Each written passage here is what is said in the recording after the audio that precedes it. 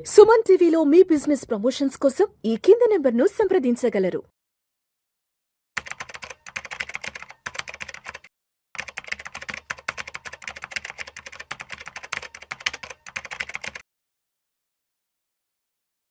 Hello everyone, I'm Madhavi Reddy. So ఈ video అంతా కూడా మనము ఈ mutual funds review and monitoring అనేది తప్పనిసరిగా మీరు చేసుకోవాలండి. సో దానికి రీజన్ ఏంటో అనేది ఒక్కసారి చూద్దాము. సో ఇప్పుడు మనం చూసుకున్నట్లయితే స్మాల్ క్యాప్, మీరు స్మాల్ క్యాప్స్లో ఎక్కువగా పెట్టినట్లయితే 19% 1 ఇయర్ రిటర్న్స్ వచ్చాయండి. అలానే 5 ఇయర్స్ ఎక్స్ఐఆర్ఆర్ చూసుకుంటే 15% ఉంది. అదే లార్జ్ క్యాప్ చూసుకుంటే 1 ఇయర్ రిటర్న్ నెగిటివ్లో ఉంది. ఆల్మోస్ట్ 1% ఇంకా నెగెటివ్‌లోనే కనిపిస్తుంది. 5 ఇయర్స్ రిటర్న్స్ గూడా మనకి 9%, 8% లాగే ఉన్నాయి. సో, చాలామంది అలానే మిడ్ క్యాప్స్ తీసుకుంటే 1 ఇయర్ 13% ఉంటే 5 ఇయర్స్ ఏమో 16% ఉంది. అలానే మల్టీ క్యాప్ చూసుకుంటే మీకు 1 ఇయర్ రిటర్న్స్ 9% ఉంటే 5 ఇయర్స్ రిటర్న్ 13% ఉంది. అలానే మల్టీ అసెట్ అలొకేషన్ అంటే గోల్డ్, సిల్వర్, డెట్ ఇవన్నీ కూడా ఉండే మల్టీ అసెట్ అలొకేషన్ చూసుకుంటే 9% వరకు 1 ఇయర్ రిటర్న్స్ ఉంటే 5 ఇయర్స్ రిటర్న్స్ చూసుకుంటే దాదాపుగా 14% ఉన్నాయి. లార్జ్ అండ్ మిడ్ క్యాప్స్ అయితే 1 ఇయర్ రిటర్న్ 6.4% ఉంది. అలానే 5 ఇయర్స్ రిటర్న్స్ అయితే 13% ఉంది. ఫ్లెక్సీ క్యాప్స్‌లో అందరూ కూడా పెడుతూ ఉన్నారు కదండీ! సో, ఈ ఫ్లెక్సీ క్యాప్స్‌లో అయితే 1 ఇయర్ రిటర్న్ 4.2%గా ఉంది. అలానే 5 ఇయర్స్ రిటర్న్స్ అయితే 10% ఉంది. బ్యాలెన్స్డ్ అడ్వాంటేజ్ ఫండ్స్ అంటారు. అంటే డెట్, ఈక్విటీ ఈ 2 మిక్స్ చేసుకున్నదైతే అది 2%, 3% మనకి 1 ఇయర్ రిటర్న్స్ కనిపిస్తూ ఉంటే, ఓవరాల్‌గా 5 ఇయర్స్ చూసుకుంటే 8% ఉంది.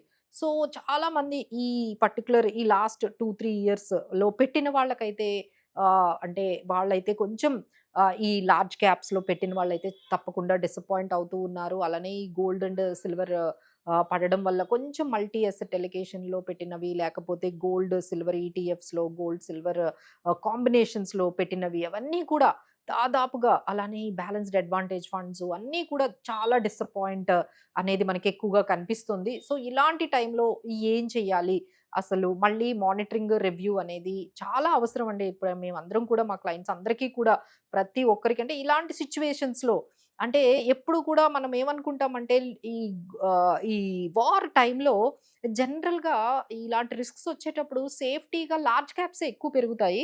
అండ్ రిస్కీ ఫండ్స్ అయినా మనకి మనకి స్మాల్ క్యాప్స్ కానీ, లేకపోతే మిడ్ క్యాప్స్ కానీ కొంచెం తక్కువ కానీ ఈసారి చాలా డిఫరెంట్‌గా ఆపోజిట్‌గా జరిగిందండి. ఇంత వార్ టైమ్‌లో ఇలాంటి అన్‌సర్టెనిటీలో అసలు మిడ్ అండ్ లార్జ్ క్యాప్స్ బాగా పెర్ఫార్మన్స్ చేశాయి. బట్ లార్జ్ క్యాప్స్ అయితే చాలా డిసప్పాయింట్ అయితే అందరి ఇన్వెస్టర్స్‌ని చేశాయి. సో, ఇలాంటి టైంలో మళ్ళీ మానిటరింగ్ అనేది ఖచ్చితంగా రివ్యూ అనేది చేయించుకోండి. సో, మీ దగ్గర మా క్లయింట్స్ అందరికీ మేము చేస్తూ ఉన్నాం. ప్రతి ఒక్కరికి కాల్ చేసి సో, మళ్ళీ ఎలాంటివి వాళ్ళ గోల్ సెట్టింగ్ బట్టి, మళ్ళీ వాళ్ళ ఎలొకేషన్ బట్టి కొన్ని చేంజెస్ అయితే చేస్తూ ఉన్నాము బేస్డ్ ఆన్ దట్. సో, అలానే మీ దగ్గర కూడా ఎలాంటి ఫండ్స్ ఎక్కువగా ఉన్నాయి. సో, వాటి బట్టి మన goal setting and time horizon చెప్పాను కదండీ! లైక్ 1 ఇయర్‌కి, 5 ఇయర్‌కి ఎంత డిఫరెన్స్ ఉందో అలానే స్మాల్ అండ్ మిడ్ క్యాప్స్‌కి, లార్జ్ క్యాప్ ఫండ్స్‌కి, ఫ్లెక్సీ క్యాప్ ఫండ్స్‌కి కూడా చాలా డిఫరెన్స్ ఉంది. సో, ఇవన్నీ కూడా మీరు గమనించుకుంటూ మన దగ్గర అసలు ఎన్ని ఫండ్స్ ఉన్నాయి, టూ మెనీ ఫండ్స్ కానీ మెయింటైన్ చేస్తూ ఉంటే వాళ్ళు తప్పనిసరిగా ఇంకా ఇంత మానిటరింగ్ అవసరం కాబట్టి ఆ 20 స్కీమ్స్, 30 స్కీమ్స్ అయితే ఎవ్వరూ మెయింటైన్ చేసుకోవడం అనేది చాలా కష్టమవుతుందండి. ఇలాంటి టైంలో, ఇలాంటి కైండ్ ఆఫ్ సిట్యుయేషన్స్‌లో సో, వాళ్ళందరూ కూడా కొంచెం కట్ డౌన్ చేసుకోండి. మీరు కొన్ని స్కీమ్స్ అనేవి తగ్గించుకోండి. ఒక 10, 8 అంటే అప్పుడు మీకు మానిటరింగ్ అండ్ రివ్యూ చాలా ఈజీగా అవుతుంది. చేయడానికి కూడా బావుంటుంది. బట్ 20, 30 స్కీమ్స్ అంటే మీరేమనుకుంటున్నారంటే అదంతా కూడా డైవర్సిఫికేషన్ అవుతుందండి. బట్ డైవర్సిఫికేషన్ అవ్వడం లేదు. జస్ట్ ఓవర్‌లాప్ అయిపోతోంది. ఓవర్‌లాప్ అంటే ఒకటే మిడ్ క్యాప్ ఒక 3, 4 కంపెనీస్‌లో ఉంటుంది. అలానే ఒకటే స్మాల్ క్యాప్ కేటగరీలో 4, 5 ఉంటాయి. లార్జ్ క్యాప్‌లో ఒక 4, 5 అలానే మల్టీ అసెట్ ఫండ్స్‌లో లేకపోతే ఫ్లెక్సీ క్యాప్స్‌లో అవే రిపీటెడ్‌గా మీరు 4, 5 తీసుకోవడం వల్ల అస్సలు మీకు ఎటువంటి బెనిఫిట్ అనేది ఉండదండి. ఎందుకంటే అవే కంపెనీస్ రిపీట్ అవుతూ ఉన్నాయి మీకు. ఎందుకంటే మీరు ఓవర్‌లాప్ చేస్తున్నారు తప్ప డైవర్సిఫికేషన్ అనేది జరగడం లేదు. సో, ఇలాంటిది కూడా ఒక్కసారి చెక్ చేసుకోండి. ఓవర్‌లాప్ అవుతోందా? డైవర్సిఫికేషన్ నిజంగా జరుగుతుందా?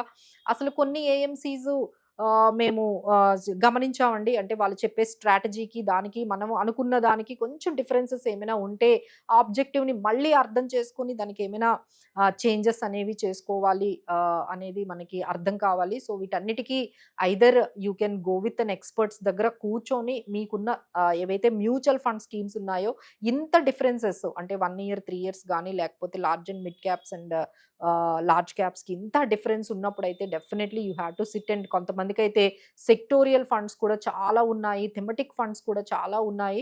So, this is the time అండి. ఎందుకంటే మొత్తం కూడా మార్కెట్ అంతా కూడా ఒక 2 ఇయర్స్ నుంచి మీరు గమనిస్తూ ఉన్నారు కదా! కన్సాలిడేట్ అవుతోంది. అన్నీ ట్రెండ్స్ అన్నీ కూడా మారుతూ ఉన్నాయి. సో, ఇలాంటి టైంలో మనము కూడా కొన్ని చేంజెస్ అనేవి తప్పకుండా చేయాలంటే ఎస్ఐపి చేస్తూ ఉన్నాం కదా!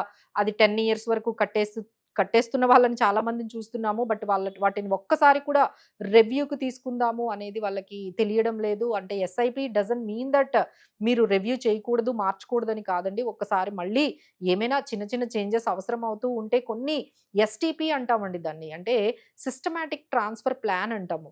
అంటే ఒకటే ఏఎంసీలో మనము ఫ్లెక్సీ క్యాప్ మనకి సెట్ అవ్వట్లేదు అనుకుంటే we can go with mid క్యాప్‌కి ఏమైనా వెళ్ళిపోదామా? లేకపోతే ఈ పర్టిక్యులర్ ఏఎంసీ బాలేకపోతే ఇట్లాంటి కొన్ని చేంజెస్ అయితే వితౌట్ హావింగ్ ఎనీ ప్రాబ్లమ్ అండి. అంటే ఎస్‌టిపి అయితే అస్సలు ఇష్యూ ఉండదు. వితిన్ ద సేమ్ ఏఎంసీ మీరు ఈజీగా మీరు మార్చుకుంటూ వెళ్ళొచ్చు. పెద్ద ప్రాబ్లమ్ అయితే ఏమీ ఉండదు. బట్ వేరే ఏఎంసీకి వెళ్ళాలి అంటే మాత్రం కొంచెం డెసిషన్ అయితే జాగ్రత్తగా తీసుకోవాలి. అక్కడ మళ్ళీ సెల్ చేసి యూనిట్స్ వేరే దానికి వెళ్ళాలి. సో, ఏమైనా లాసెస్‌లో ఉంటే పెద్దగా మీరు ట్రాన్స్‌ఫర్ చేయడం వల్ల పెద్ద ఇబ్బందయితే పడరు.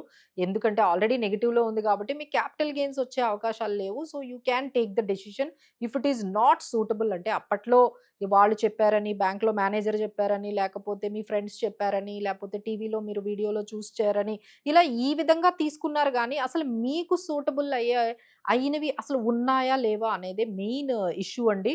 సో, వాళ్ళు చెప్పారు, వీళ్ళు చెప్పారు, ఇవి రిటర్న్స్ వచ్చాయి, అవి రిటర్న్స్ వచ్చాయని కాదండి. It is not only about returns. Really these funds are helping you and reaching your goal. మీ గోల్ రీచ్ అవ్వడానికి మీకు తగ్గట్టుగా, మీకు సూటబుల్‌గా ఉన్నాయా? లేవా? అన్నదే పాయింట్ అండి. సో, మీ టైమ్ హారిజన్‌కి బట్టి మీకున్న రిస్క్ ఎపటైట్, మీరు ఎక్స్‌పెక్టేషన్స్ బట్టి మనము ఆ స్కీమ్స్ అనేవి రన్ అవుతున్నాయో లేవో చూసుకోండి. Otherwise you have to make it a choice. ఎందుకంటే ఈ రోజుల్లో చూస్తున్నాం కదండీ! అన్నీ కూడా డైరెక్ట్‌కి చాలామంది వెళ్ళిపోతూ ఉన్నారు. సో, వాళ్ళ ఓన్‌గా అన్ని ఎక్స్‌పెరిమెంట్స్ ఏ మొమెంటమ్ అప్పుడంతా కూడా గోల్డ్ అండ్ సిల్వర్‌లో చాలా తీసేసుకున్నారు. ఇప్పుడు అవన్నీ నెగెటివ్‌లో ఉన్నాయి. సో, అక్కడికక్కడ ఆపేస్తూ ఉన్నారు. అసలు మ్యూచువల్ ఫండ్స్ నుంచి బయటకొచ్చేస్తున్నారు. ఎస్ఐపీస్ ఆపేస్తూ ఉన్నారు. 100% రేషియో ఉందండి. అంటే కొత్త వాళ్ళు 100 మంది ఎస్ఐపీలు స్టార్ట్ చేస్తే పాత వాళ్ళెవరైతే ఎస్ఐపీస్ చేశారో వాళ్ళు ఆ 100 మంది కూడా మార్కెట్ నుంచి వెళ్ళిపోతూ ఉన్నారు. సో, ఎస్ఐపీ స్టాపేజ్ రేషియో కూడా దీనివల్ల చాలా ఎక్కువగా అయిపోయిందండి. ఎందుకంటే డైరెక్ట్‌గా వెళ్తున్నారు. వాళ్ళు ఓన్ డెసిషన్స్ తీసుకుంటున్నారు. తర్వాత వాళ్ళకది సూటబుల్ కాదు అనే విషయం అర్థమవుతుంది. సో, ఇదంతా కూడా రిటర్న్స్ ఎక్కువ రావట్లేదు. ఇప్పటికి 3 ఇయర్స్ నుంచి పెడుతూ ఉన్నాము. మా దగ్గర కూడా చాలామంది క్లయింట్స్‌లో కూడా 2 ఇయర్స్ నుంచి పెడుతున్న వాళ్ళు కూడా పెద్ద రిటర్న్స్ రావట్లేదు. అనగానే మనం అలా దాన్ని వదిలేయకూడదండి. We have to make it work for us. మనకి తగ్గట్టుగా దాన్ని వర్క్ చేయించేటట్టుగా ఆ స్కీమ్స్‌ని మనం మార్చుకుంటూ అయితే ఖచ్చితంగా వెళ్ళాలి. సో, ఇలాంటి రివ్యూస్‌కి లేకపోతే ఇలా మానిటరింగ్‌కి ఏమైనా హెల్ప్ కావాలంటే యూ క్యాన్ రీచ్ అస్ అండి. అక్కడ మా దగ్గర మీకు ఇక్కడ నంబర్స్ డిస్‌ప్లే అవుతున్నాయి. So, you can reach us. We are there to help you. Thank you so much for watching.